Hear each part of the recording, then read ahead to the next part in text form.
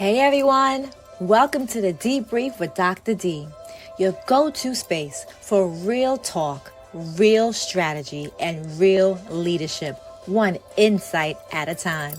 I'm your host, Dr. D, and this is where we equip leaders for success and empower individuals to heal, to rebuild, and to reclaim the joy they so deserve. We tackle executive leadership, transformational coaching, and also the deep work of healing and restoration. This is where it all happens. Each episode is packed with powerful conversations, expert insights, and strategies to help you lead boldly, heal deeply, and thrive fully. So get ready. It's time to level up your mindset, embrace your transformation, and walk into your purpose. Don't forget to subscribe to our YouTube channel and follow us on social media because you never want to miss an episode. Let's go. It's time to debrief.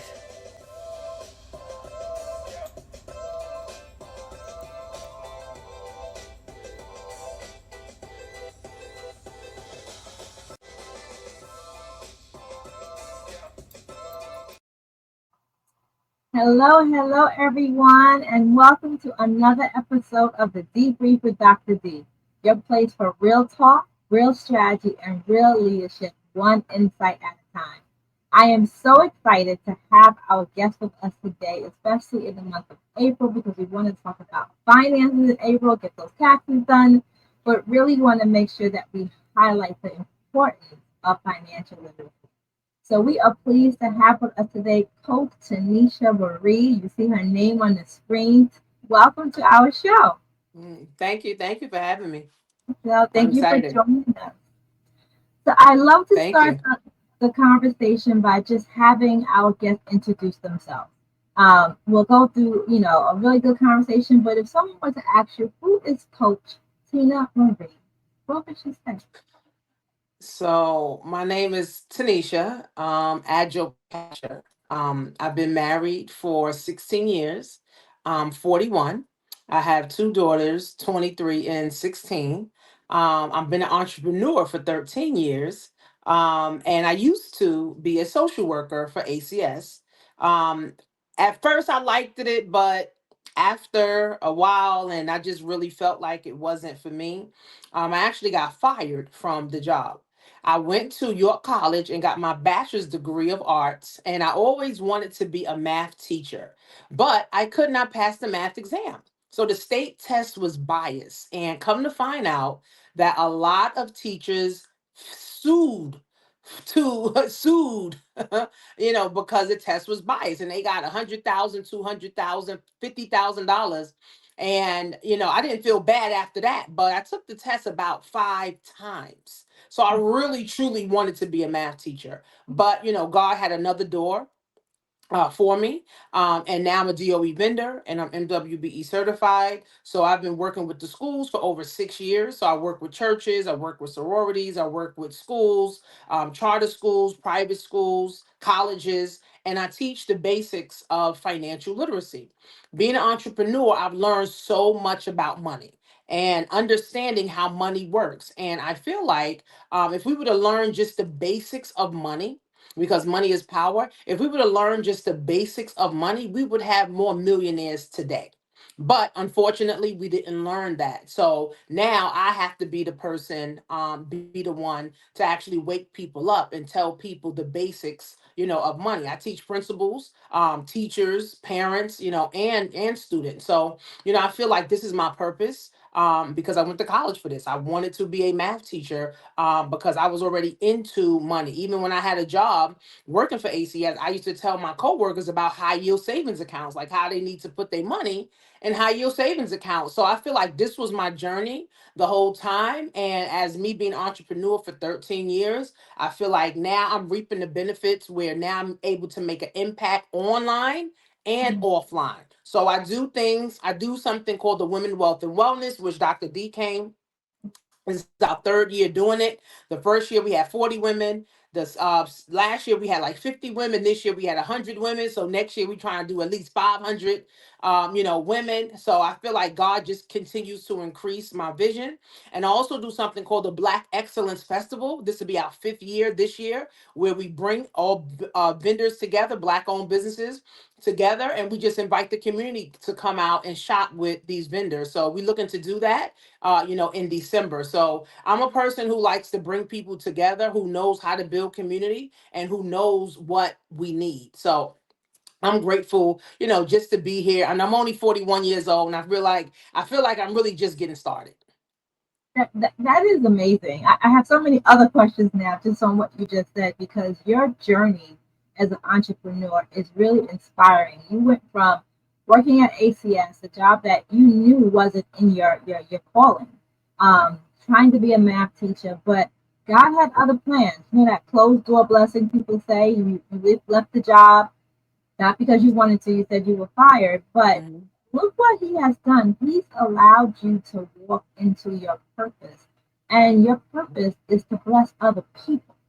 That's an amazing testimony. You should be, I'm so proud of you. So happy Yes, to thank know you. you. Thank you. So, talk to us about your entrepreneur journey before we get into what you're teaching to youth and young people, because your entrepreneur journey has to deal with financial literacy. So, how was that? If someone's getting into being an entrepreneur, like I'm getting into being an entrepreneur, it's been a couple of years, what advice would you give them related to their finances? Well, first of all, you got to pay attention to your money, right? Unfortunately, we don't pay attention to our money. Rich and wealthy people pay attention to their money. They know where their money's going. They know how they spending their money. They know how they are investing their money, and they know how much taxes they paying if they paying any. Right? We don't even know if we have a 9 to 5. We don't even know how much taxes we're paying. We're like, oh, a lot. What's a lot? You paying 20%, 30%, 40%, 60%. You don't even know, right? So you got to pay attention to your money, and if you don't, when you become an entrepreneur, you're not going to pay attention to your money either, right? Because it's the same person and it's the same mindset. An employee and an entrepreneur has two totally different mindsets. And the employee, your boss tells you everything to do, tell you when to go to the bathroom, when to eat, when to come in, when to leave. As an entrepreneur, you got to boss yourself around.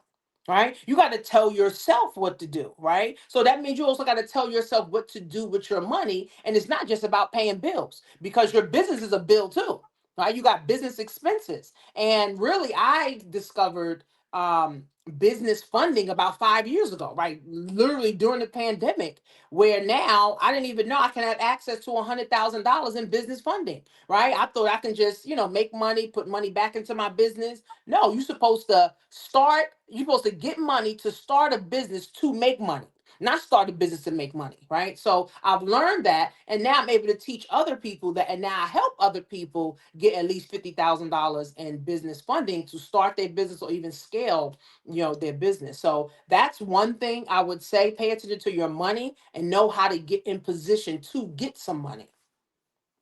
Absolutely. That's awesome.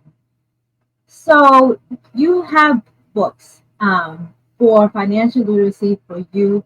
I know you said you work with most of our schools in New York City. Talk to us about the first book that you created, how it's an educational tool, and how you utilize it and help children.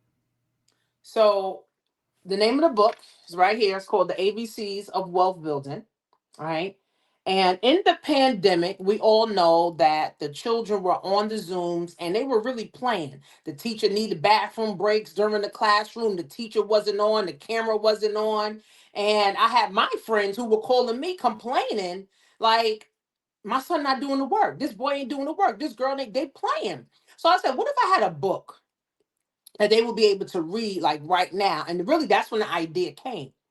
And me and my daughter, she's the co-author, which is Cheyenne. Her name is Cheyenne Catcher. And she's the co-author of it. And we literally sat down and we came up with this. Of course, I hired an editor, an illustrator, and a publisher and all of that stuff. But we came up with this idea and the whole concept, and we literally started writing out, what does A stand for? What does B stand for? What does C stand for? And then what happened was, now I found a bomb illustrator, and she literally brought my vision to life, right? And before I actually the book launched, I was already in some schools. So I had the principals, they was excited. I had the teachers, I had the parents, everybody excited. So I think like the first day or like the first week, we sold like 700 books to the schools, like soon as it launched. And I was overwhelmed. I was like, wow, like this what my book did. Like, and I told my daughter, she was like, wow, that's crazy. So now, it's 2 years later, we done sold thousands of books. It's in about 20 different school libraries right now. And we also donate books. We also give books to kids. I also take donations so people can, don't, so I can donate the books because, of course, somebody got to pay for it. So I feel like that this was right on time. Right, because it was right out of the pandemic, and people were more open-minded to thinking about their money. Right, people were more open-minded to understanding how wealth works, and then children also too, with all the TikTok stars and all the YouTube stars, kids were also into money. So I feel like this book was right on time, right? But I also feel like God was also preparing me for this time. Mhm. Wow. Wow. So the book has to, if you're in so many schools, you've sold over thousands of books. What makes the book so engaging for the children? Like, why are they so engrossed by the book? How did you do that with the illustration? Like, how did you reach the minds of the children to make them want to learn about money? So if you look at the book cover, it represents us 100%. Yes. Okay. I also have it in Spanish, also, too, Wow. right? And throughout the whole book, it represents us, right? So, unfortunately, there's not enough books that represent us. Right. I Right. know there's plenty of books on, financial literacy for adults, but there's not enough books on financial literacy for Black children. So, when I was doing the research before we launched this book, I found out that I am in the 7% category of Black authors that has written a book for Black children in a whole entire world. Right. Let's just sit with that for a minute. You were able to find a gap in services that's needed. But the gap that you found is related to money for Black children in the world. That's amazing in and of itself, and it shouldn't be an issue. But you were able to fill that gap.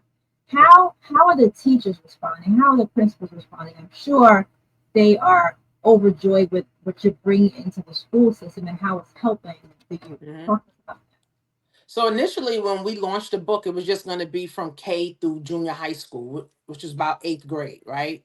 Because my daughter at the time, she was in eighth grade. So we was like, okay, well, this can be from kindergarten to eighth grade. But I showed one of my high school principals, and she was reading through it. She was like, what age is this for? I was like, oh, it's from K through 8. And she was like, this could be for high school too. And I was like, really? I was like, well, it's a bunch of little kids on there. She was like, high schoolers on a fourth grade reading level. I said, huh? that. Right, That blew me away. I was like, huh? right, High schoolers that's going into the world can't read?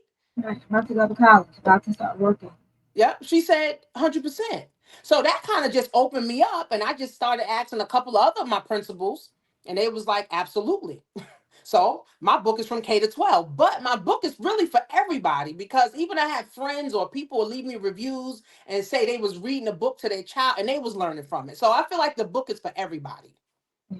No, that's great, and I'm glad that principal was honest with you because knowing that you definitely were able to move that book up to the high school level, and it's helping them because high school students they're going to go away to college. They're going to be off on their own. They're going to be signing those what are Mhm, those disclosure agreements and taking out loans and getting hit with people trying to give them credit cards. Like they need to mhm, understand finance. That's amazing.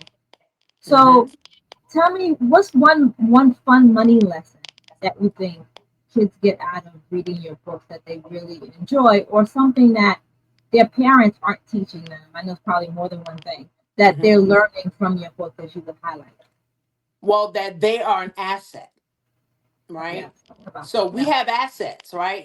House is an asset, different things are assets, but you yourself is an asset. right? Because every day that you going through life, you're learning something new. You're doing something new. You're coming in contact with all of these, different people, which increases your value, right? So this is what I teach the children too, that you are an asset, and everything that you do, every grade that you go through, now it adds value to you. And that's what an asset is, right? It grows in value. So a lot of them love that because they never heard that. They never heard it from their parent. They never heard it from a teacher. They never heard that from a sibling or anything. So like, oh wow, I'm an asset. Like, yeah, you're an asset.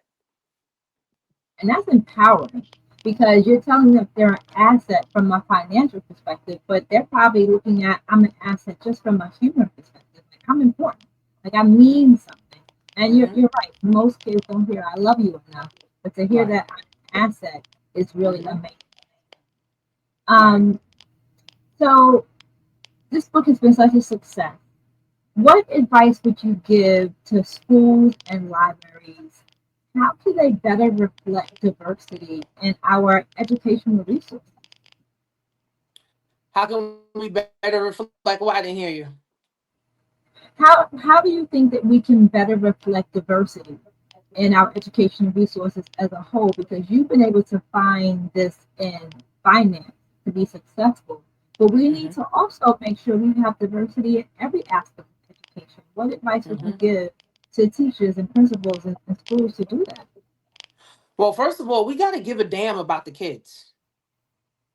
Yeah, let's start I there. mean, let's Right, let's start right there. right. Like the schools that I go into, I'm not saying the principals, the teachers don't care, but it's given they don't care, right? And it's like the kids pick that up, right? So it's like we got to show more compassion to our children, right? We got to show that we really care. Not just, oh, take off your hoodie because you're in the classroom or take off your hat because you're in the classroom. No, how was you today?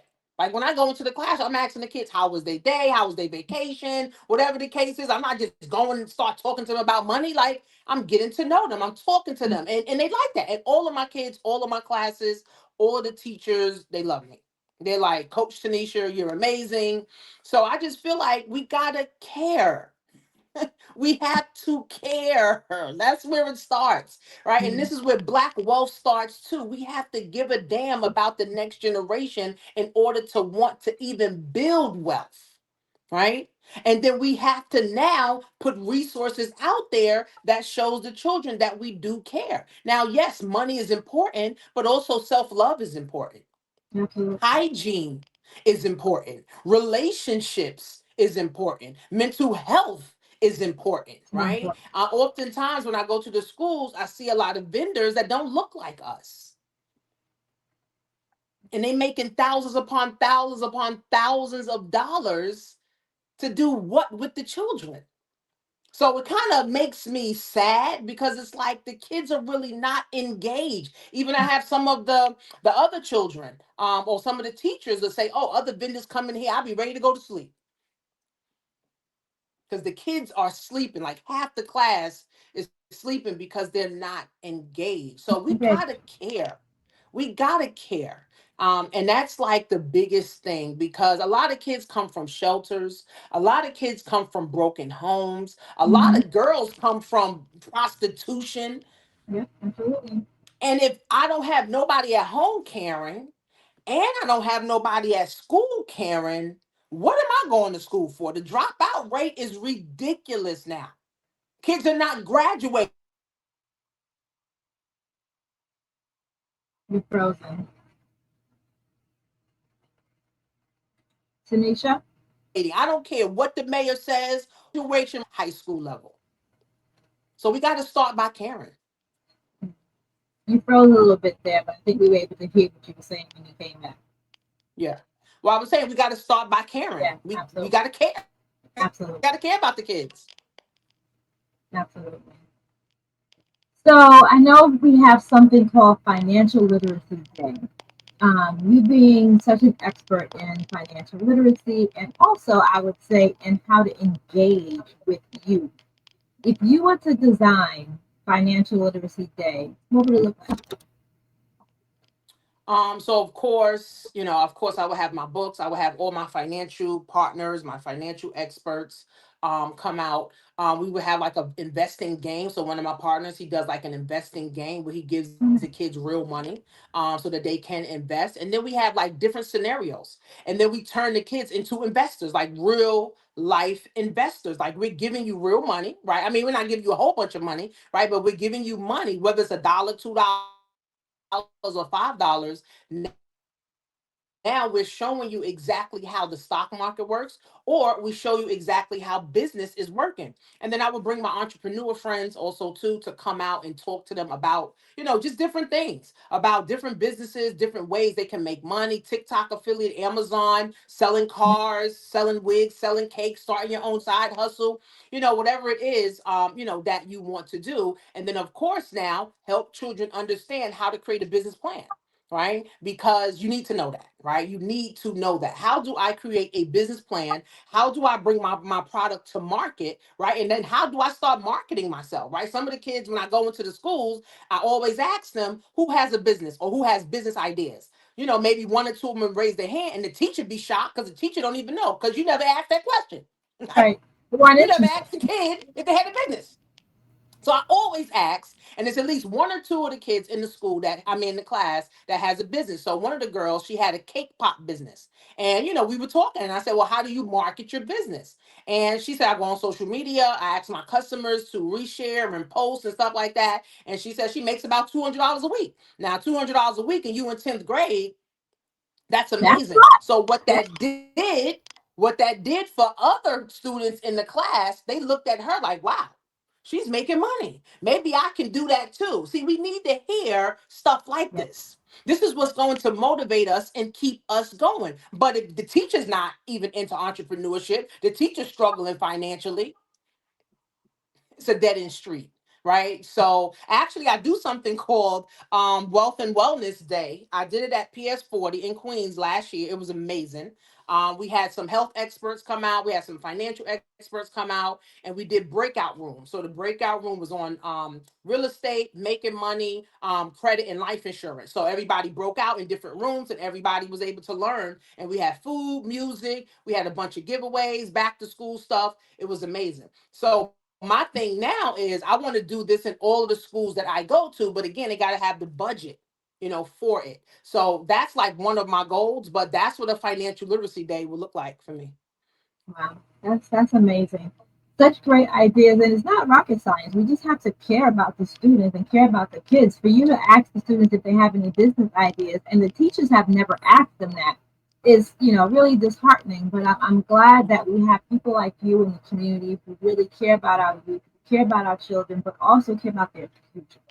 So that's really super Hmm. super important. So, any Right. last words? What would you like to give as far as advice to people listening, to the community, but also just to our students who may be listening, or to a parent that may show this to their child? Well, here's the thing. Again, we got to care about our futures. We got to care about Black wealth. We got to Yes, care about building Black wealth. And then we have to love ourselves enough to want to build Black wealth. Remember this, one income is not enough. You need at least three incomes in America to even survive, right? You need at least three incomes. You need a job, right? You need a business, and you need passive income, which I also have a book for the parents, which is the Amazon book, where I teach the parents how to make money on Amazon as an Amazon influencer. And my parents love this book and the principles. They love that book too. And what I've learned is that if you become a DOE vendor, if you're an inspiring DOE vendor, the teachers, principals, parents, they like tangible things, right? right, You can come in with a great service, but tangibles where they can leave, where they're like, oh, I have something in hand that I can go research and look at and read, they love it. Right. So I feel like, everybody has the potential to win. We just got to get around winners. We just got to get around the right environment, and we got to get the right knowledge. Right. We got to get the right advice. If you can get a mentor, like I tell my daughters all the time, you guys have a millionaire mom. You guys better take full advantage of me, like, because one day I'm right, gonna be gone. right.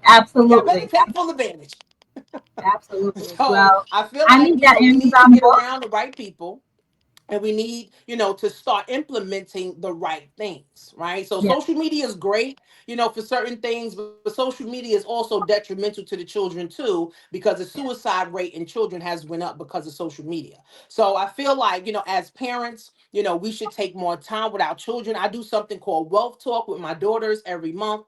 We talk about money, we talk about guys, we talk about school, we talk about everything, right? And that's just a way for us to be able to bond, right? And of course, taking your children out, going out with your children, and just showing them that you care, showing them that you care, right? So simple. Showing up for the children.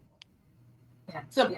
Simple. Absolutely. So simple. Well, thank you so much. I must get that Amazon book from you. So please let us know, how can we reach you? How can we purchase your books? What's your website? Get that Mhm. information. So my website is TanishaMarie.com. That's where all of my stuff for the school stuff, all my testimonials from principals and everybody on there, pictures and stuff and videos. You can get the books there, or you can get it on Amazon, you get it on Walmart, Target, anywhere books are sold. And you guys can follow me on all platforms at Coach Tanisha Marie. And of course, you guys want to keep up to date with me because I do a lot of events. I just did the Women's Wealth and Wellness event that Dr. D came to, and I honored Dr. Tammy, which was amazing. I partner with other people. And I do different events, and I do school events. I have a school event on Saturday. I got a school event in May. I got a school event in June, and I'm doing everything is centered around financial literacy. And then my big event, my big bang event, is that in December called the Black Excellence Festival. We're always looking for new vendors, teenage vendors, young entrepreneurs that want to get their brand and their business out there. So look forward to the Black Excellence Festival in December 2025. So you guys can follow me on all platforms at Coach Tanisha Marie. Well, thank you so much, Coach Tisha Marie. I will be following you. I hope to see you again soon. And once again, congratulations and thank you for caring Thank you. about our children. Thank you. This Thank you. was, You're this was, welcome. this was a great episode. Join us next time on the Debrief with Dr. D.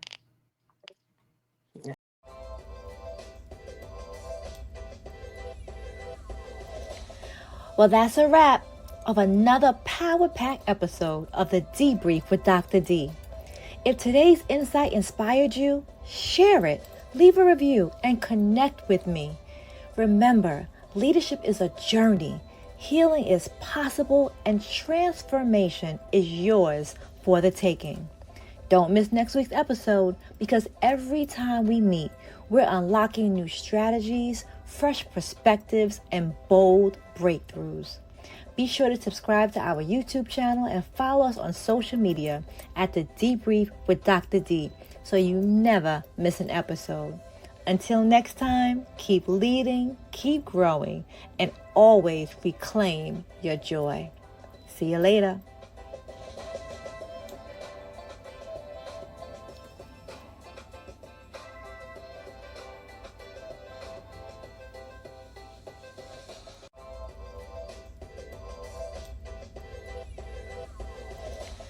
Well, that's a wrap